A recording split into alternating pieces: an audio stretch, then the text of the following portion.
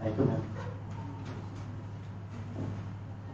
आदरणीय आचार्य, सभी आचार्य की और हमारे प्रिय बालक बच्चों, मुझे अभी मैं बैठा तो मुझे वो याद है, अपने पुराने दिन याद आते हैं जब हम भी कभी यहाँ बैठा करते थे और पीछे, और फिर यही सोचते थे कि कितना बोरिंग होता है कि हम लोग को बैठा दिया जाता है और किसी को फिर सुनने को बात बोलते हैं क्योंकि दोनों दरवाजे बंद होते हैं और इतना आदेश नहीं होता है।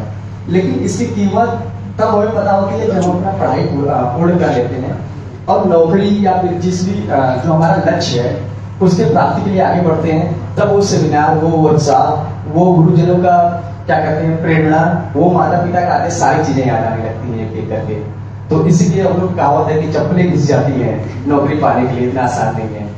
तो मुझे याद है कि जब मैं ग्रेजुएशन जैसे मैं इंटर कॉलेज निकला था तो बहुत छोटी सी स्टोरी है, मैं वही बताना चाहूंगा उसके माध्यम से कि जब मैं इंटर निकला तो मैं जायसवाल को बनिए कर रहा हूँ, तो शिक्षा की कमी होती है, पैसे भी नहीं। तो जब हमारे पिताजी बोले कि आप करना क्या चाहते हो, तो मैं भी इसी भदोही डिस्ट्रिक्ट का रहने वाला हूँ, तो मुझे पता था कि मैं करना क्या चाहता हूँ। उस समय ट्रेंड था, मुझे याद है कि 2006 और 2007 के लगभग इंजीनियरिंग और डॉक्टरी का, जो अभी भी है इंजीनियरिंग तो थोड़ी टूटती नजर आ रही है मुझे। तो उसमें ये था कि मैं क्या बनूं। तो एक भाई साहब पिताजी बोले कि घर बैठ के तो नहीं करा सकते, लेकिन एक भाई साहब जो कि इलाहाबाद यूनिवर्सिटी के किसी संबंधित कॉलेज से पढ़ रहे थे, उनसे आप मिलिए। हमने कहा तो अच्छी बात है, मिलना चाहिए। तो मैं उनके पास गया और वो सुबह दातुन कर रहे थे। मैं सुबह सुबह पिताजी हमारे बैंक जाकर मिल आइए, तो बोले बैठिए। उन्होंने बोला कि हम कभी आप क्या कर रहे हैं, तो बोले हम बीए कर रहे हैं। तो उन्होंने बोला कि हम क्या करें, बीए कर लीजिए। हमने कहा मुझे इससे बेनिफिट क्या होगा। क्या बीए कर लिए, सिविल की तैयारी करिए, आप डीएम बन जाइए। मुझे थोड़ा अच्छा लगा कि यार डीएम तो हम लोग का एक उद्देश्य होता है भाई हम डीएम बन जाए, ठीक है। तो मैं फिर वहां से डीएम के सपने लेकर मैंने बड़ी मन में अपने थाना की मैं यहाँ पे आऊँ, और मैं घर में आया, पापा ने बोला क्या करोगे, हम डीएम बनेंगे हम। तो कहें ठीक है फिर क्या करोगे, हमने कहा बीए मैं करूंगा। तो कहें ठीक है बीए करोगे, लेकिन और भी तो कोर्सेज हैं वो भी थोड़ा समझ लो। तो मैं एक हमारे भाई साहब तो बीकॉम कर रहे थे, मैंने पूछा कि मैं क्या करूँ, उन्होंने बोला बीकॉम कर लीजिए। हमने कहा भाई बीकॉम क्यों करें, कहें बीकॉम करोगे सीए बन जाओगे। तो ये क्या होता है कि भाई एक साथ घर भी बैठे रहोगे, 3-4 कंपनियों में रहोगे और बिना किसी टेंशन का आप करोड़ों रुपए कमा सकते हो। तो फिर पैसे की बात आ गई। हमने कहा ये तो बड़ी अच्छी चीज है कि डीएम में इतनी परेशानी ले, कहीं दंगे हो रहे हैं, कहीं झगड़े हो रहे हैं, हर चीज में हमको, तो क्या सीए बनेंगे।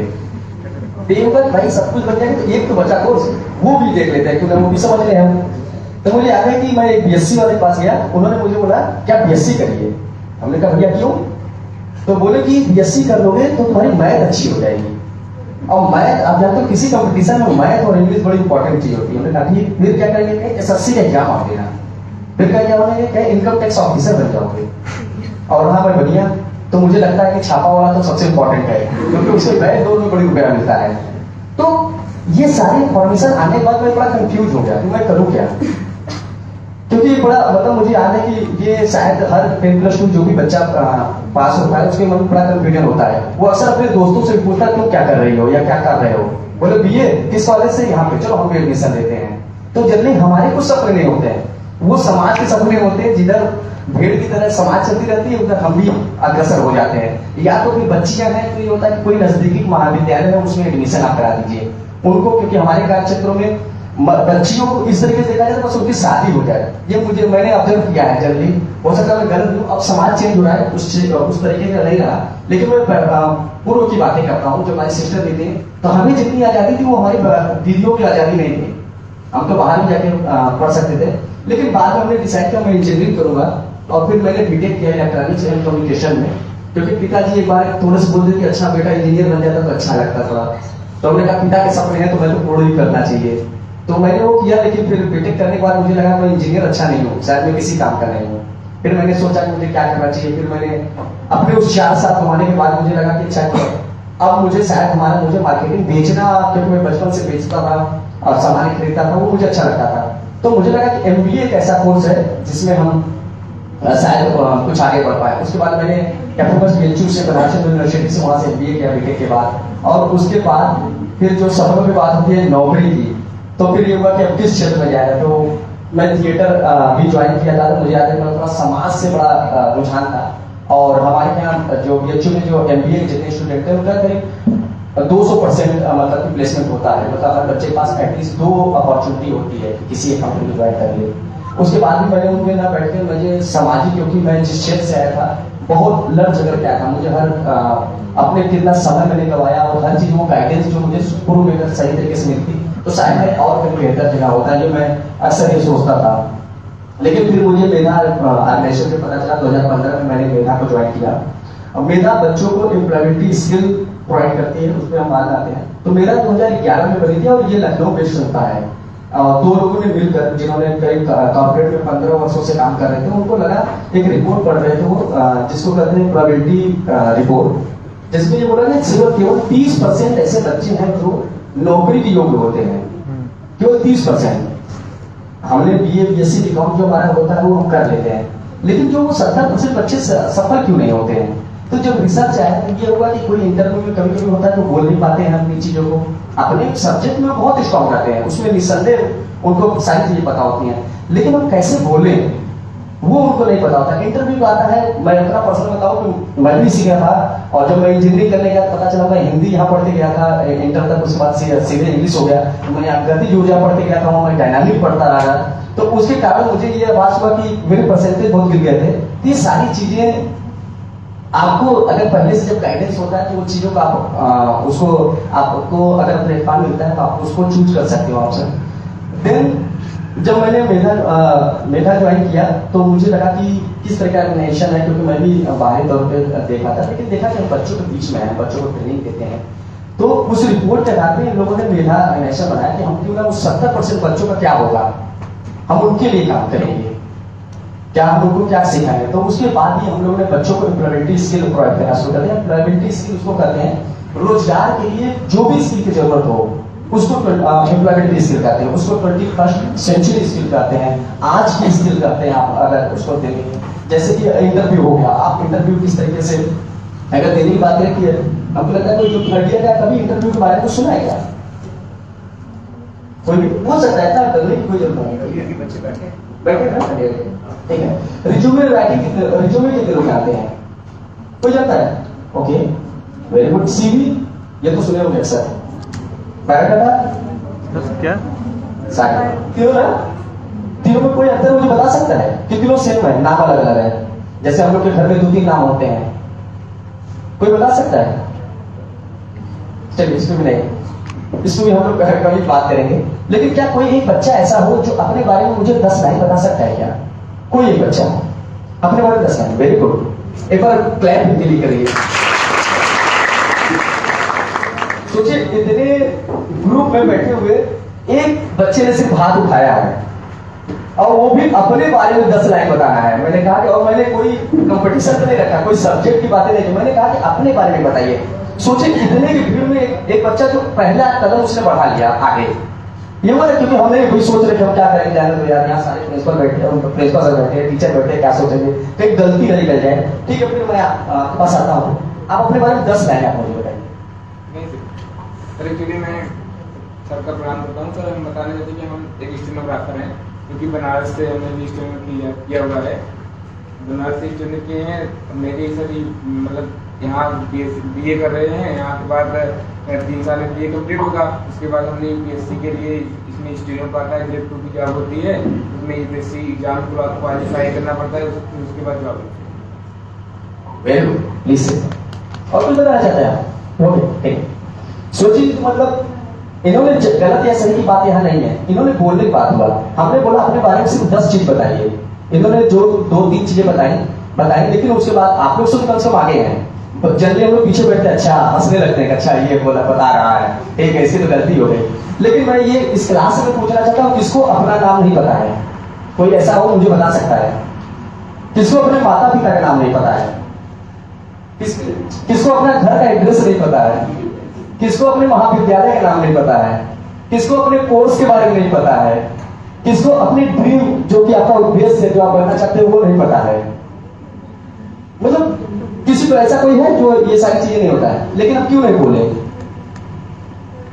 वो एक डर होता है अक्सर हम लोगों का, ये हमारे साथ भी था, ऐसा नहीं था।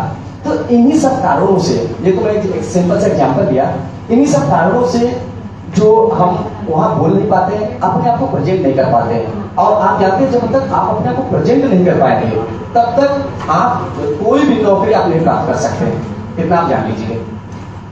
क्लियर? ठीक है। और बाकी कोर्स के बारे में मैं शशांक को बुलाना चाहूंगा, वो आपको थोड़ा सा कोर्स पीरियड के बारे में थोड़ा सा बताएंगे। बाकी किसी का कोई प्रश्न हो तो वो मुझसे पूछ सकते हैं। ठीक है।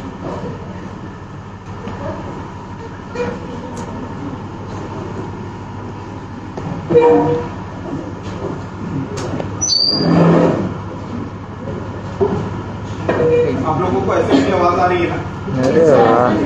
पहले तो मैं थैंक यू बोलना चाहूंगा कॉलेज एडमिनिस्ट्रेशन को कि उन्होंने मेधा को ये प्लेटफॉर्म दिया कि अब सभी आपके सामने उपस्थित हो सके और कुछ चीजों के बारे में बात कर सके जो बहुत ही जेन्युइन है, लेकिन हमारे लिए कहीं ना कहीं वो बैक ऑफ द माइंड ही रह जाता। तो पहले जब बात की अवधेश सर ने तो उन्होंने बेसिकली बात की स्टेप की कि हम कैसे रास्ता चुने, हम क्या सोचे। कृष्णा सर ने बात की, उन्होंने अपनी जर्नी बताई और इस जर्नी के दौरान उन्होंने एक रिपोर्ट का भी जिक्र किया। तो थोड़ा सा डिटेल में बात करते हैं। यूएनडीपी का आप सभी लोगों ने नाम सुन रखा होगा, यूनाइटेड नेशन डेवलपमेंट प्रोग्राम सुन रखा है, ठीक है। ये रिपोर्ट यूएनडीपी की तरफ से 2020 में फिर से जारी की गई और उन्होंने सेम चीज को फिर से उठाया और ये कहने की कोशिश की या ये हमें समझाने की कोशिश की कि आज के समय में जो ग्रेजुएट इंडिया में पास आउट हो रहे हैं उनमें सिर्फ 15% ऐसे बच्चे हैं जो कैपेबल हैं जॉब के लिए, आइदर वो प्राइवेट सेक्टर हो या वो गवर्नमेंट सेक्टर हो, बाकी 85% कैपेबल है ही नहीं। इसका मतलब कि हम क्या सही दिशा में हैं, हम क्या वो पढ़ रहे हैं या सिर्फ हम वही काम कर रहे हैं जो हम करते चले आए हैं। जितने भी लोग फ्रंट में बैठे हैं, बैक में बैठे हैं, उससे कोई फर्क नहीं पड़ता। अगर कुछ लोग फ्रंट में बैठेंगे तो बाकी बच्चों को बैक में ही जगह मिलेगी, इससे उनका नाम बैक बेंचर नहीं पड़ता है। मैं भी बैक बेंचर था लेकिन उसको कहने की जरूरत नहीं होती है, ठीक है। बैक बेंचर होना अपने आप में एक खासियत है। वो क्या, आप पीछे से सभी लोगों पे दृष्टि बनाए रखते हैं, उन सभी थॉट्स को एक साथ रखते हैं। आप में से जिसको भी मेरी आवाज नहीं आएगी वो एक काम करेगा। क्या काम करेगा? ठीक है, तो मुझे पता चल जाएगा कि आपको मेरी आवाज नहीं आ रही है तो मैं आपको और सही चीजें गाइड कर पाऊंगा। अगर आपको मेरी आवाज नहीं आएगी तो आप यहाँ से जो चीज सीख के जाने वाले हो शायद वो चीज कभी सीख नहीं पाओगे। तो जब इस यूएनडीपी की रिपोर्ट आई तो बेसिकली एक मेन चीज की कमी देखने को मिली है। वो क्या है कि हमारे अंदर वो स्किल है ही नहीं या वो फैक्टर है ही नहीं। हम सभी लोग जब कोई ना कोई सीरियल देखते हैं या अगर आप टीवी देखते होंगे तो उसपे सारे गामा इस तरीके के अलग अलग कॉन्सेप्ट आते रहते हैं ना, तो उसमें एक चीज की सभी लोग जरूरत होते हैं और वो क्या है कि आपके अंदर एक्स फैक्टर है कि नहीं है, ठीक है ना। एक्स फैक्टर क्या होता है कि आप दूसरों से बेहतर कैसे, दूसरों से अलग कैसे हैं। अगर आप गाना गाते हैं तो दूसरों से बेहतर कैसे आलाप ले सकते हैं और अगर डांस करते हैं तो दूसरों से बेहतर स्टेप कैसे कर सकते हैं। इसी तरीके से जब हम रोजगार के क्षेत्र में बात करते हैं तो रोजगार के क्षेत्र में जेड फैक्टर आज के समय में सबसे जरूरी चीज है। अब वो जेड फैक्टर क्या होता है? जेड फैक्टर को बेसिकली 21st सेंचुरी स्किल्स कहते हैं। आज के समय में कौन सी सेंचुरी चल रही है? 21वीं सदी चल रही है। इसके बारे में हम लोग बात करते हैं ना, तो 21st सेंचुरी स्किल्स क्या है कि आप अपने अंदर एम्प्लॉयबिलिटी कैसे स्किल जनरेट कर सकते हैं, आप किस तरीके से अपने आप को ग्रो कर सकते हैं, किस तरीके से आप अपने लिए सही डिसीजन ले सकते हैं। एट द सेम टाइम आप अपने दोस्तों को, अपने फ्रेंड्स को, अपने परिवार वालों को कैसे काउंसिल कर सकते हैं। ये आपका दायित्व है कि आप अपने दोस्तों को, अपने फ्रेंड्स को और अपने गार्जियंस को कैसे गाइड करें। अगर आप उन्हें गाइड नहीं कर पाएंगे तो आगे चल के वो भी उसी राह पे चलेंगे जिस राह पे यूएनडीपी हमें रिपोर्ट दिखा रही है। अब जब हम 21st सेंचुरी स्किल्स की बात करते हैं, आपका नाम क्या है? संदीप। संदीप ने सबसे पहले जब खड़े हुए उनसे बोला गया कि अपने बारे में कुछ बताइए। आप सभी लोगों में से ये वो इंसान थे जो खड़े हुए। पता है इनके अंदर वो कौन सी स्किल है जो आप लोगों को नहीं पता है? इनिशिएशन, इनिशिएटिव लेना। इनके अंदर वो स्किल है, इनिशिएटिव लेते हैं ये। इनके अंदर कम्युनिकेशन की स्किल है, इनके अंदर अपने आप को प्रेजेंट करने की स्किल है। हाँ, इन्होंने 4 चीजें बोली, 5 चीजें बोली, उससे कोई फर्क नहीं पड़ता है। क्यों? क्योंकि आगे आने वाले समय में हम यही तो सीखना चाह रहे हैं। जब हम अपने आप को प्रेजेंट कर रहे हैं तो हमें बोलना क्या है, हमें अपनी बातों को रखना कैसे है। आप सभी लोग उत्तर लिखते हैं ना, रिटन एग्जाम होता है तो आंसर लिखते हैं, ब्रीफली डिस्क्राइब करने को पूछा जाता है। लेकिन पता है कि लिखने की भी अहमियत होती है। जब हम लोग यूपीएससी में रिटन एग्जाम देते हैं, मैंने भी यूपीएससी दिया हुआ है, 2 बार दिया हुआ है। जब हम रिटन एग्जाम की बात करते हैं ना तो एक पैटर्न होता है आंसर लिखने का। क्या होता है कि आप किस तरीके से आंसर को डिजाइन करोगे, फ्रेम करोगे, अगर आपसे ये पूछ लिया जाए कि भारत की जनगणना जिस हिसाब से बढ़ रही है उसका विश्व पे क्या प्रभाव पड़ेगा, तो आप सिर्फ ये नहीं लिख सकते कि भारत की जनगणना इतनी है, इससे ये दिक्कत हो रही है और ये हमारे सामाजिक क्षेत्र में ऐसा प्रभाव डालेगी। नहीं, इसका इंश्योरेंस पे कैसे असर पड़ेगा, इसका हमारे फाइनेंशियल सर्विसेज पे कैसे असर पड़ेगा, इसका हमारे फूड डिस्ट्रीब्यूशन सिस्टम पे कैसे असर पड़ेगा, उन सारी चीजों का समावेश करना है। तो इसीलिए जब हम एक छोटी सी बात को भी प्रेजेंट करने की कोशिश करते हैं ना, तो हमें उसे डिजाइन करने की बहुत जरूरत होती है। तो आज के बाद जब भी आप अपने आंसर को लिखिएगा या जब भी आप अपनी बातों को रखने की कोशिश कीजिएगा कि तो 3 पॉइंट को हमेशा याद रखिएगा। पहला, जिस चीज के बारे में आप बोल रहे हैं उसका इंट्रोडक्शन।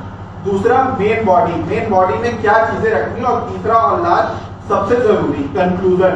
किस तरीके से अपनी बातों को आप कंक्लूड करते हैं। अगर आप अपनी बातों को कंक्लूड नहीं कर पा रहे हैं, अंत तक नहीं पहुंचा पा रहे हैं, संदेश नहीं दे पा रहे हैं, तो आपके आंसर लिखने का कोई भी आधार नहीं है, आपको अपनी बातें रखने का कोई भी आधार उद्देश्य नहीं है। तो ये रेफरेंस का काम करता है। तो जब हम 21st सेंचुरी स्किल्स की बात करते हैं तो बेसिकली वहां पे बहुत सी स्किल्स हैं, लेकिन हमें सीखने की क्या जरूरत है। तो 3 वो मेन चीज है जो आपको मेधा सिखाने की कोशिश करती है, आपको इन्वॉल्व करने की कोशिश करती है, आपको अपस्किल करने की कोशिश करती है। पहला है प्रोफेशनल कम्युनिकेशन। हम सभी लोग कहीं ना कहीं जब जॉब करेंगे तो क्या होंगे, प्रोफेशनल होंगे। चाहे हम सरकारी क्षेत्र में जॉब करें, चाहे हम प्राइवेट क्षेत्र में जॉब करें, तो हमें अपने आप को प्रोफेशनली अपग्रेड करना है। दूसरा, हमें अपने फ्यूचर के बारे में जानकारी होनी चाहिए, जिसे हम लोग फ्यूचर बिल्डिंग कहते हैं या फ्यूचर एक्सप्लोरेशन कहते हैं। तीसरी चीज कि हम किस तरीके की इंडस्ट्री में जाना चाह रहे हैं। फिर वही बात आती है कि चाहे हम गवर्नमेंट इंडस्ट्री में जाना चाह रहे हो, चाहे हम प्राइवेट इंडस्ट्री में जाना चाह रहे हैं, क्या आपको इंडस्ट्री का एक्सपोजर है, आपने उस इंडस्ट्री में पहले जाके काम किया है। अगर आपको सरकारी क्षेत्र में जाके काम करना है, सरकारी बैंक में काम करना है, इवन आपको बैंकिंग में भी काम करना है, तो क्या आपने के पास बैंकिंग का अनुभव है।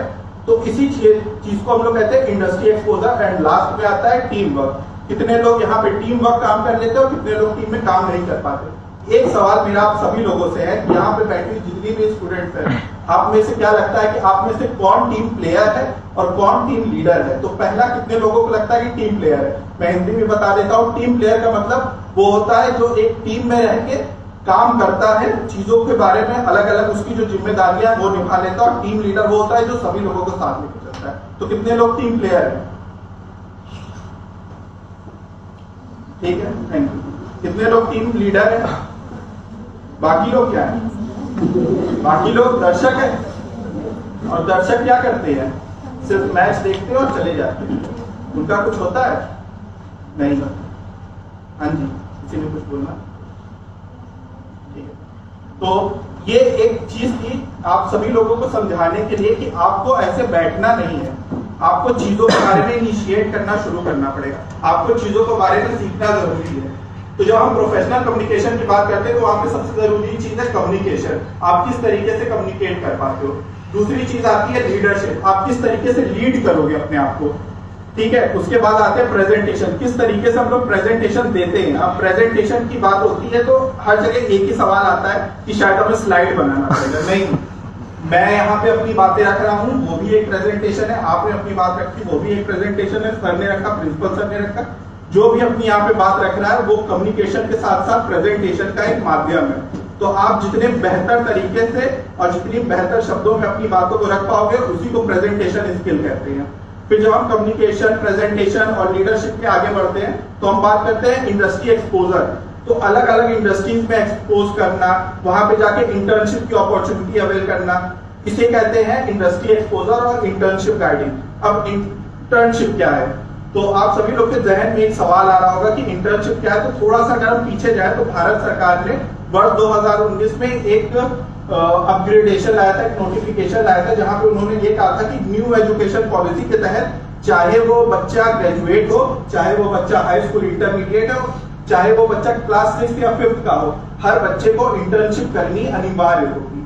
इंटर्नशिप क्या होता है, आप किसी भी क्षेत्र में जा रहे हो, उसका अगर आपको पास पहले से एक्सपोजर है, आपने वहां पे पहले से कुछ काम कर रखा है, चाहे वो 30 दिन काम कर रखा हो, 45 दिन काम कर रखा हो, 60 दिन काम कर रखा हो, वो आपका एक्सपोजर हो गया, वो आपकी एक्सपीरियंस हो गई। उसी को हम लोग इंटर्नशिप कहते हैं। ऐसा कोई भी काम जो आप शॉर्ट ड्यूरेशन के लिए करते हो और जिससे आपकी कोई ना कोई एक स्किल इनहेंस होती है, उसी को कहते हैं इंटर्नशिप। तो जब आप इंटर्नशिप करते हो तो इंटर्नशिप बेसिकली दो तरीके की होती है। शुरुआत में चूंकि हमें नहीं पता कि हम बैंकिंग में जा रहे हैं तो हमें क्या काम करना पड़ेगा। जब हम पैसे जमा करने जाते हैं तो ये देखते हैं कि काउंटर पे कोई एक व्यक्ति है जो पैसा लेता है, दूसरा जो मैनेजर होता है वो जो पेपर वर्क करता है, और एक ब्रांच मैनेजर होता है। इसके अलावा भी और बहुत से काम होते हैं। जब आप इंटर्नशिप करते हैं तो आपको बैंकिंग की सारी बारीकियां बताई जाती हैं, आपको बताया जाता है कि हर सेगमेंट में किस प्रकार का काम होगा। इसी तरीके से जब आप इंश्योरेंस सेक्टर में जाते हो, सेल सेक्टर में जाते हो, इवन आप किसी भी सेक्टर में जाके जब काम करना चाहते हो तो वहां की इंटर्नशिप अपॉर्चुनिटी इसी तरीके से रहती है, जो आपको समझाती है कि टाइम टू टाइम किस तरीके से आप अपने आप को इंगेज कर पाओगे, किस तरीके से नई चीजें सीख पाओगे। उसके बाद आता है placement opportunity. Placement opportunity basically उन बच्चों के लिए होती है जो कि फाइनल ईयर के होते हैं। जो सेकंड ईयर या फर्स्ट ईयर के बच्चे होते हैं उनके पास सबसे अच्छा समय होता है इंटर्नशिप का। वो जितनी ज्यादा इंटर्नशिप करते हैं उतना ज्यादा उनके पास ग्रोथ के चांसेस बढ़ जाते हैं। लेकिन जो बच्चा प्लेसमेंट के लिए आता है, अगर उन्होंने इंटर्नशिप की हुई है तो उसके पास दूसरों से बेहतर अपॉर्चुनिटी होती है जॉब पाने की, उसको पहले वरीयता दी जाती है। तो जब भी हम लोग किसी जॉब के बारे में देखते हैं तो वहां पे एक्सपीरियंस का कॉलम लिखा रहता है, और एक्सपीरियंस जो है वो डिजायरेबल होती है। साथ ही साथ अगर वो आपके पास एक्स्ट्रा है तो शायद आपको आगे नंबर दिए जाएंगे, आपको एक कदम आगे वरीयता दी जाएगी। तो इसीलिए एक्सपीरियंस की हमेशा आपको सभी लोगों को जरूरत पड़ेगी। जैसे जैसे आप आगे बढ़ते जाओगे, चाहे आप अंडर ग्रेजुएट में हो, चाहे आप पोस्ट ग्रेजुएट में, आगे चल के आप में से कोई बीएड करना चाह रहा हो, टीचर बनना चाह रहा हो, अगर आपके पास कोई एक्सपीरियंस नहीं है तो शायद आपको वो जो जॉब पैकेट है ना, या जो सैलरी कैप है, वो क्या कहते हैं, आपके मन पसंद के हिसाब से नहीं मिलेगा। अगर आपको ऐसा लगता है कि आपको ये सैलरी कैप पे काम करना है, ये आपकी एक्सपेक्टेड सैलरी होनी चाहिए, तो आज से ही ये अपने अंदर ठान लीजिए कि आप जिस भी फील्ड में हो, आप में से कुछ लोग आर्ट्स होंगे, साइंस होंगे, आप जिस भी फील्ड में हो उस फील्ड में आपको एक्सपीरियंस लेना है। अब बात आती है एक्सपीरियंस मिलेगा कैसे, कहाँ ढूंढेंगे हम? कितने लोगों को लगता है कि यहाँ पे एक्सपीरियंस लोकली अवेलेबल है, वो ढूंढ सकते हैं, ठीक है। आपका नाम क्या है? आप किस फील्ड में हो? आर्ट्स में, ठीक है। किस फील्ड में आपको लगता है कि आप इंटर्नशिप कर सकते हो और आप यहाँ पे ढूंढ पाओगे? SI UP police. SI UP police, SI UP police तो एक एग्जाम हो गया ना? हाँ, तो हमें इसमें ढूंढना है कि हमें मतलब हमें करना क्या है, कि हमें क्या मतलब हमें कैसे आगे मतलब हम करियर में ढूंढना है।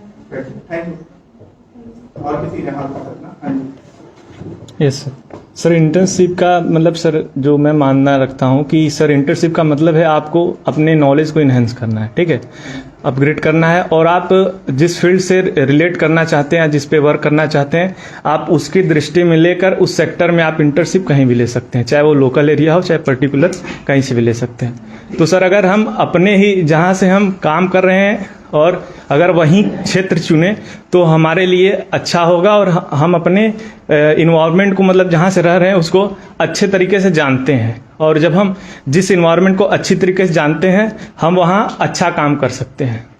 बस। आपका नाम? दिव्यांशु सिंह। बहुत अच्छे से दिव्यांशु ने इस बात को समझाया है। थोड़ा सा और पीछे चलने की कोशिश करते हैं।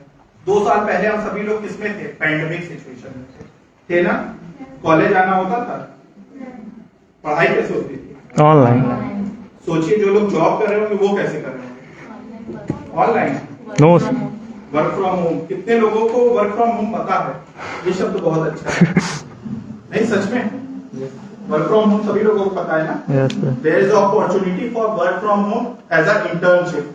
आप किसी भी ऑर्गेनाइजेशन में चाहो तो आज के समय में इंटर्नशिप कर सकते हो, वर्क फ्रॉम होम ले सकते हो, वो आपको पेड अपॉर्चुनिटी मिलेगी। आपको सिर्फ और सिर्फ जरूरत है उन स्किल्स की, वो स्किल्स आपको सिर्फ सीखने की जरूरत है। अगर आपकी कम्युनिकेशन बेहतर है, अगर आपका रिटन प्रेजेंटेशन बेहतर है, आप चीजों को जल्दी डील कर पाते हो, सॉल्यूशन को हैंडल कर पाते हो, कोई भी प्रॉब्लम उसे सॉल्व कर देते हो, सॉल्यूशन ओरिएंटेड हो, आपको ये ना लगे कि यार ये प्रॉब्लम हो गई तो हो गई, अब बस हमें बैठना है। नहीं, आप ये नहीं हो, आप ये हो यार प्रॉब्लम हो गई तो मुझे सॉल्व करना। अगर आप वैसे व्यक्ति हो तो आपके लिए वर्क फ्रॉम होम अपॉर्चुनिटी है। आज के समय में भारत ही नहीं पूरे विश्व में 75% ऑर्गेनाइजेशन वर्क फ्रॉम होम काम कर रही है।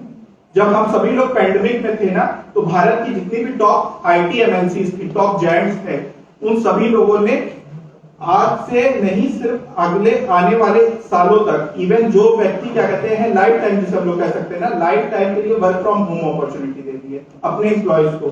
क्यों दे दी है? उनका सेफ्टी कंसर्न, पहली चीज। दूसरी चीज, क्योंकि वो इतने स्किल इनहैंस्ड हैं, उनके पास स्किल इतनी बेहतर है कि वो घर बैठे रह के काम कर सकते हैं। 8 घंटे ही तो काम करने हैं आपको, आप अपने घर में ही ऑफिस क्रिएट कर लीजिए। एक स्पेस ही तो आपको क्रिएट करना है ऑफिस के लिए। आप जब घर में क्लास कर रहे होते हैं तो हर ऑर्गेनाइजेशन या हर कॉलेज अपने बच्चों को, स्टूडेंट को घर में क्लास करवाती है। वो क्यों करवाती है? वो सिखाना चाहती है कि आप सिर्फ एक ही पहलू पे ना चलो, कि आपको लगे कि नहीं मुझे ऑफिस जाना है वहीं पे काम करना है, मुझे कॉलेज जाना है वहीं पे पढ़ाई करनी। नहीं, आपके पास डबल इनिशिएशन होना चाहिए, डबल होना चाहिए हर चीज। हमेशा 2 बार में आपको सोचना है, 2 तरीके के सॉल्यूशन को आपको ढूंढना है। जब आप 2 वे सॉल्यूशन ओरिएंटेड हो जाओगे तभी आप अपने करियर के प्रति आगे बढ़ पाओगे। आज लगातार भारत में सबसे ज्यादा ग्रोथ पता है किस चीज की है? एजुकेशन फील्ड की है। इतने अगर आप YouTube उठा के देखो तो आपके पास हर क्या कहते हैं 2 चैनल के बाद एक क्या कहते हैं एजुकेशन आपको चैनल दिख जाएगा। और अगर आप उसकी रैंकिंग देखोगे या उसके सब्सक्रिप्शन देखोगे तो वो डे बाय डे बढ़ते चले जा रहे हैं। वो क्यों बढ़ रहे हैं? क्योंकि हम ऐसी चीजों को अवेयर करने की कोशिश कर रहे हैं। हमें लग रहा है कि YouTube एक ऐसा माध्यम है जो हमें चीजों को सिखा पाएगा, बहुत आसानी से सिखा पाएगा। कभी कभी हमें नहीं पता होता ना कि भारत में जो नदियां बह रही हैं, अगर हम गंगा का उद्गम स्थल देख लें तो उसके राइट में कितनी नदियां हैं और लेफ्ट विंग कितनी नदियां, हमें क्या पता है? मतलब अगर हम पढ़ने बैठेंगे तो वो कहां से उद्गम हो रही है और बे ऑफ बंगाल तक जा रही है अगर वहां पे, तो उसके राइट और लेफ्ट में कितने विंग्स होंगे, लेकिन हमें नहीं पता है। लेकिन ये सारी चीजें अगर ट्रिक के माध्यम से कोई समझा रहा है तो सोचिए आपके लिए वो कितना आसान हो जाएगा। तो यही वो काम मेधा आपके लिए करती है। बेसिकली हम लर्निंग बाय डूइंग के कॉन्सेप्ट पे स्टूडेंट के साथ जुड़ते हैं। हम यहाँ पे बच्चों को स्किल की ट्रेनिंग देते हैं। ये 30 घंटे की ट्रेनिंग होती है जो कि कॉलेजेस में बच्चों को दी जाती है। 30 आवर्स में पर डे आपको 1 घंटे की ट्रेनिंग दी जाएगी और उसी के आधार पे आप अपने आप को स्किल्ड पाएंगे। जब बच्चा उस पूरी क्लासेस को कर लेता है, रेगुलर क्लासेस को कर लेता है, तो वो हमारे पास साथ सर्टिफाइड हो जाता है। सर्टिफाइड बच्चे को हम लोग एलुमनाई कंसीडर करते हैं। जब कभी आप लोग इस कॉलेज में अपनी स्टडीज कंप्लीट कर लोगे ना, तो आप जब बाहर जाओगे तो आप इस कॉलेज के क्या हो जाओगे? एलुमनाई हो जाओगे, पूरा छात्र हो जाओगे। उसी तरीके से जब आप हमारे साथ सर्टिफाइड हो जाते हो उस पर्टिकुलर कोर्स में, तो आप हमारे एलुमनाई हो जाते हो। और एलुमनाई के साथ हमारी अलग अलग ऑफरिंग्स है। क्या है कि हम उनके साथ कुछ इवेंट्स करते हैं। कैसे इवेंट्स होते हैं? हम डे आउट करते हैं। डे आउट में बेसिकली हम सभी बच्चों को एक साथ इकट्ठा करते हैं, अलग अलग क्लास के बच्चों को, और एक दूसरे से इंटरेक्ट करने का मौका देते हैं। जब हमने ये चीज प्रयागराज में करने की कोशिश की तो हमें क्या चीज सीखने को मिली है? तो जब हमने अलग अलग कॉलेजेस में काम किया और उन सभी बच्चों को एक साथ लेके आए ना, तो किसी बच्चे ने सोशल मीडिया मार्केटिंग में बहुत अच्छी इंटर्नशिप की थी, उसे बहुत अच्छे वहां पे पैसे मिले थे। किसी ने कंटेंट राइटिंग में बहुत अच्छी इंटर्नशिप की थी, उसे वहां पे बहुत अच्छे पैसे मिले थे। कोई नया था जो सीखना चाहता था, जानना चाहता था कि ये होता कैसे है, कंटेंट राइटिंग आखिर कहते किसे है, सोशल मीडिया पे काम क्या होता है, क्या फेसबुक में भी कोई काम कर सकता है, क्या काम करता होगा वो, और घर में बैठ के क्या काम कर सकता है, और घर में बैठ के उसे 2000 रुपए मिल किस बात के रहे हैं। तो जब उन सभी बच्चों ने एक साथ गैदरिंग की तो उन्हें इन सारे आइडियाज का पता चलना शुरू हुआ। उससे हुआ क्या कि एक बच्चा दूसरे के साथ जुड़ता गया और उन सभी लोगों ने उस अपॉर्चुनिटी को अवेल करना शुरू कर दिया। आज के समय में हर बच्चा अपनी पॉकेट मनी खुद इसी प्रकार से इनहैंस कर रहा है या अर्न कर रहा है। वो कैसे कर रहा है? इंटर्नशिप के माध्यम से कर रहा है। आइडियाज जनरेट हो रहे हैं। कोई बच्चा होता है जिसे लगता है कि यार आगे मुझे एमबीए करना चाहिए, लेकिन करना कहां से मुझे तो यही नहीं पता। घर में भी पूछता है, घर वाले कहते हैं कर लो, जहां से भी तुम्हें करना है हम फीस दे देंगे, लेकिन वो अच्छा कॉलेज है कहाँ? और आज के समय में अगर आप नजर उठा के देखोगे तो एमबीए के इतने कॉलेज है जितने शायद, वो भाषा मुझे बोलनी नहीं चाहिए, लेकिन एमबीए के बहुत से कॉलेजेस हैं और उनका कोई सही सर्टिफिकेशन क्राइटेरिया नहीं है। आप एमबीए तो कर लोगे कि आपको वहां पर्टिकुलर वो जॉब मिलेगी, वो अपॉर्चुनिटी मिल पाएगी? नहीं मिलेगी। और अगर आप 20 स्कूल्स में जा रहे हो तो 20 स्कूल्स की फीस बहुत ज्यादा है। तो हम एमबीए करें तो करें कहाँ? तो आप अगर इस तरीके के बच्चों से मिल रहे हो जो ऐसे क्षेत्र में है, तो आपको सही दिशा में गाइड कर सकते हैं। आप जब रूबरू, हमारी एक दूसरी एक्टिविटी है, रूबरू में बेसिकली हम उन बच्चों को लेते हैं जिनके अंदर एंटरप्रेन्योरियल स्किल्स होते हैं। जिनको लगता है कि यार अगर इस आइडिया पे थोड़ा काम किया जाए ना तो इसे स्टार्टअप के रूप में क्रिएट किया जा सकता है। लेकिन ये फंड हमें मिलेगा कैसे? तो हमारे पास हमने लास्ट ईयर एक इवेंट ऑर्गेनाइज किया था जिसे हम कहते हैं ई यूथ स्केप। हमने बच्चों का नॉमिनेशन लिया, उनके आइडियाज लिए ई यूथ स्केप के द्वारा, और उन टॉप 3 बच्चों को, वैसे हमने टोटल 50 बच्चों को सिलेक्ट किया था, और इनमें से जो टॉप 3 बच्चे थे उनको हम फंड कर रहे हैं। Fund in the sense of कि वो अपने स्टार्टअप कैसे क्रिएट कर सकते हैं। क्योंकि हम सभी लोग एमएनसीज के थ्रू जुड़े हुए हैं, हमें वहां पे सोशल रिस्पॉन्सिबिलिटी स्किल्स के द्वारा हमें क्या कहते हैं चीजों को सिखाया जाता है, समझाया जाता है, उनके प्रोजेक्ट्स पे हम काम करते हैं। तो वो ऑर्गेनाइजेशन ऐसे बच्चे चाहती है जो कि अपने आइडियाज को स्टार्टअप के रूप में क्रिएट कर सके, अपने आप को एंटरप्रेन्योर के रूप में क्रिएट कर सके। आज के समय में भारत में सबसे ज्यादा युवा ऐसे हैं जो एज अ एंटरप्रेन्योर ग्रो कर रहे हैं, चाहे वो डिजिटल मार्केटिंग में कर रहे हो, चाहे वो किसी भी अलग क्षेत्र में कर रहे हो। लेकिन जितने ज्यादा स्टार्टअप्स बढ़ेंगे हमारे देश में, उतने ज्यादा हमारे देश की कैपेसिटी इंक्रीज होगी in terms of financial condition. ठीक है, तो इस तरीके के इवेंट्स होते हैं जो कि कहीं ना कहीं एलुमिनाइज के लिए दिए जाते हैं। अब थोड़ा सा और आगे बढ़ते हैं तो इसके बाद और क्या होगा। हमने इंटर्नशिप की बात कर ली, हमने कहीं ना कहीं काउंसलिंग की बात कर ली, हमने पूरे स्किल्स की बात कर ली है, कोर्स की बात कर ली है, एलुमिनाई सर्विसेज की बात कर ली। अब जो मेन मोटिव है वो क्या है, हम लास्ट तो नहीं कह सकते इसे, लेकिन हम एक और अपॉर्चुनिटी देते हैं जिसे हम लोग कहते हैं प्लेसमेंट अपॉर्चुनिटी, जॉब अपॉर्चुनिटी। हमने पिछली बार भी यही किया था, पिछले 2 साल से करते चले आ रहे हैं, जब से हम प्रयागराज में काम कर रहे हैं। हम वहां पे एक तरीके का जॉब मेला इवेंट कंडक्ट करते हैं जहां पे हम लोग 25 से 26 कंपनियों को इनवाइट करते हैं, अलग अलग ओपनिंग्स के साथ, अलग अलग सैलरी पैकेजेस के साथ, और वहां पे बच्चों को पूरी तरीके से उस अपॉर्चुनिटी को अवेल करने की कोशिश होती है। बच्चा उसमें सेलेक्ट हो जाए और अपने उस कंपनी में जाके जॉब को ज्वाइन कर दे।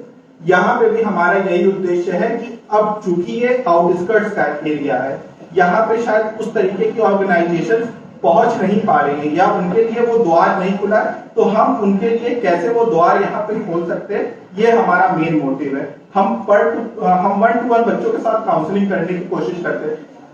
कभी भी आप जब इवेंट्स में जाओगे ना, आप आज घर जाना, और घर जाने के बाद आप लोग सिर्फ एक चीज सर्च करना कि किस तरीके की स्किल्स अगर हमें सीखनी है, चाहे वो एम्प्लॉयबिलिटी स्किल्स हो, चाहे वो टेक्निकल स्किल्स हो, तो वो हमें सीखने का ऑनलाइन और ऑफलाइन कोर्स क्या होगा, उसका पैकेज क्या होगा और क्या स्ट्रेंथ होती है। तो जब भी आप इस तरीके के सेमिनार में जाओगे ना, तो हमेशा 100 बच्चों को बैठा के इस तरीके के सेमिनार को कंडक्ट किया जाता है। आप सोचिए, आप किसी चीज को सिखाने आ रहे हो और 100 बच्चा अगर बैठा हुआ है, तो क्या वो 100 बच्चा पूरा सीख लेगा?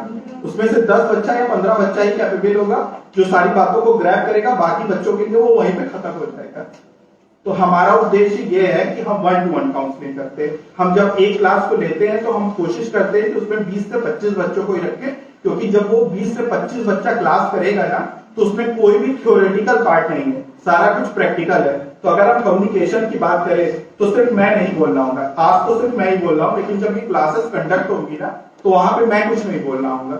वहां पे जितना कुछ बोल रहे होंगे वो स्टूडेंट्स ही बोल रहे होंगे, वो आप लोग होंगे जो सारा कुछ बोल रहे होंगे, जो सीख रहे होंगे वो आप लोग सीख रहे होंगे, और जो सिखा रहे होंगे वो आप लोग सिखा रहे होंगे। मेरा हमेशा से ये मानना है कि जितनी चीजें मैं यहाँ पे आपको बोलने आया हूँ ना, सिर्फ मैं ही वो वक्ता नहीं हूँ जो मैं सिखा पा रहा हूँ। आप इतने बेहतर तरीके से सुन रहे हो, आपकी लिसनिंग क्वालिटी इतनी बेहतर है कि आप एकदम ध्यानपूर्वक सारी चीजों को सुन रहे हो, तो वो भी एक तरीके का स्किल ही एनहांसमेंट हो गया है, स्किल में बढ़ोतरी हो रही है, और वो मैं आपसे सीख पा रहा हूँ। तो उसी तरीके से मैं अगर किसी की बातें सुनूंगा तो मैं भी इतने ही ध्यान से सुनूंगा। तो ये वो सारी चीजें हैं जो हम इस क्लास के माध्यम से करने की कोशिश करेंगे और डे बाय डे करने की कोशिश करेंगे। आगे आने वाले समय में हम इस कॉलेज के साथ पूरी तरीके से फुल फोर्स में काम करेंगे। एक व्यक्ति यहाँ पे आपके साथ कॉलेजेस में रहेगा जो कि आपकी क्लासेस को कंडक्ट करेगा, आपको ट्रेन करेगा। ट्रेन करने के साथ साथ जो भी अपॉर्चुनिटीज होगी, चाहे वो इंटर्नशिप की अपॉर्चुनिटीज हो, चाहे वो प्लेसमेंट की अपॉर्चुनिटीज हो, वो आपके साथ शेयर करेगा, आपको उस हिसाब से आगे जाने में क्रिएट करेगा। एक सवाल था जो कि सर ने आप सभी लोगों से पूछा था कि बायोडेटा, रेज्यूम, सीवी, इसमें अंतर क्या होता है? ठीक है, पूछा था सर ने? यस। ठीक है, पहले तो 3 लोग थे जिन्होंने हाथ उठाया था, तो मैं तीनों लोगों से जानना चाहूंगा कि उनके हिसाब से बायोडेटा क्या होता है, फिर दूसरे के हिसाब से सीवी क्या होता है, तीसरे के हिसाब से रेज्यूम क्या होता है। बायोडेटा के बारे में कौन बताएगा? ठीक है, बायोडाटा अपने बारे में होता है, जैसे अपने बारे में उसका डिटेल्स पूरा होता है, वो बायोडाटा है। रिज्यूम क्या होता है कि हम किसी कंपनी में जाए, बायोडेटा में क्या क्या चीजें होती हैं? बायोडाटा में सिर्फ अपने बारे में होता है, मैंने क्या दिया है, मैं क्या किया हूँ, उसके बारे में सब कुछ, मतलब क्वालिफिकेशन मेरी क्या है, मैंने डिग्री कहाँ से की, अपने बारे में जितना होता है, माता पिता सब कुछ अपने बारे में, उसको बायोडाटा कहते हैं। रिज्यूम से हम किसी कंपनी में या काम करने के लिए जाते हैं किसी पे, उसमें मतलब उसमें भी यही होता है कि बस उसमें क्या होता है कि मेरी योग्यता क्या है, मेरे पास एक्सपीरियंसेस कितना है, वो सब रिज्यूम में रहता है। और सीवी में सर कोई बात नहीं, बैठिए। कोई सीवी बता रहा था, जिसे सीवी पता थी, मुझे पता है पीछे से ही एक हाथ उठा था। सीवी कौन जानता है? कोई नहीं जानता। सीवी का फुल फॉर्म कोई जानता है?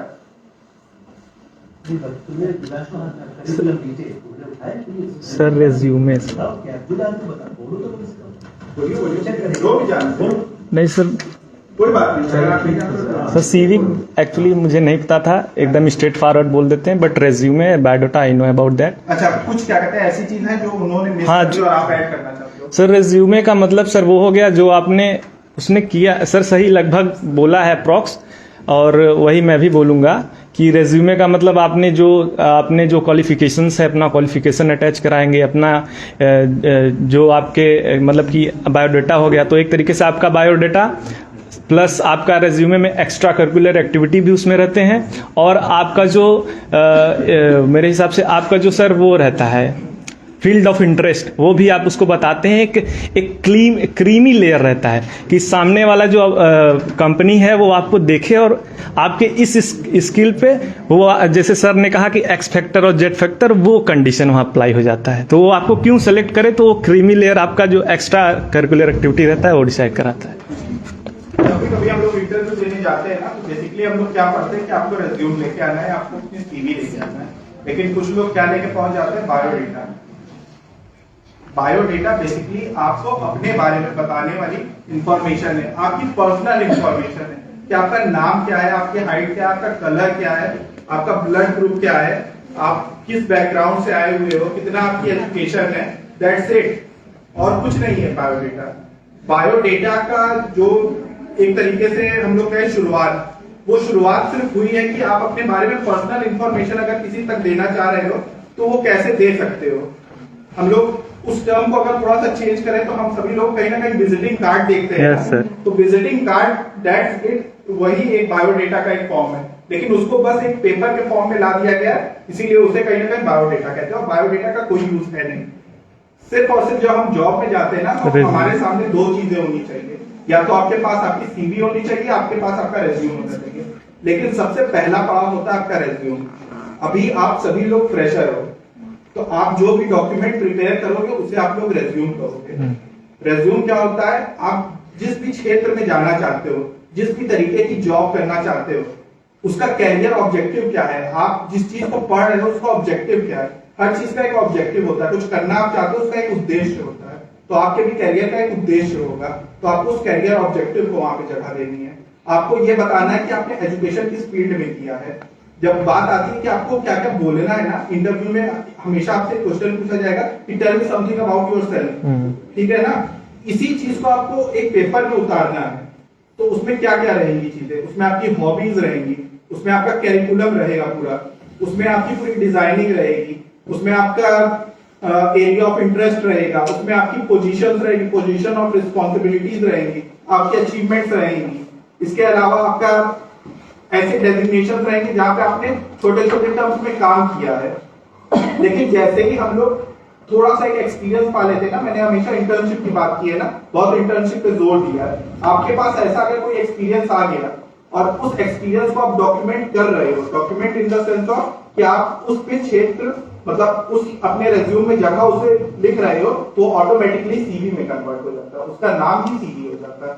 तो जब भी आपके पास किसी भी प्रकार का एक्सपीरियंस होगा, मतलब आपने किसी कंपनी में काम किया है, किसी कॉलेज में, किसी भी क्षेत्र में किसी भी पोस्ट पे काम किया है, चाहे लिमिटेड टाइम के लिए काम किया है, चाहे आप वो काम कर रहे हो, अगर आप उस काम को डॉक्यूमेंटाइज कर रहे हो तो वो सीवी कहलाती है। और अगर आप फ्रेशर हो, आपने ऐसा कोई काम नहीं किया है, आपने सिर्फ और सिर्फ एकेडमिक्स में ही चीजें की हैं, एकेडमिक्स में पढ़ाई की है, वहीं पे खेल कूद किया है, चीजों को सीख रहे हो, तो उसे हम लोग रेज्यूम कहते हैं। ये बहुत ही छोटा सा और एकदम क्रिस्प डिफरेंस है रेज्यूम और सीवी के बीच में। तो आगे चल के अगर आपसे कोई भी डिफरेंस पूछे रेज्यूम और सीवी का, तो उसको यही समझाइएगा। कभी भी उससे ये मत कहिएगा कि बायोडेटा हम लोग जॉब में लेके जा सकते हैं, वो सिर्फ शादी के लिए। हाँ, बायोडेटा शादी के लिए। शादी के रिज्यूमे के रूप में होगा, अगर नौकरी है तो तभी। इसी एक छोटे नोट के साथ मैं अपनी वाणी को यहीं पे विश्राम देता हूँ और आशा करूंगा कि आप सभी लोगों के साथ फिर से मुलाकात होगी, और जब मुलाकात होगी तो वो सीधे क्लास में होगी और आप सभी लोग अपने आप को अपस्किल कर पाओगे, इनहैंस कर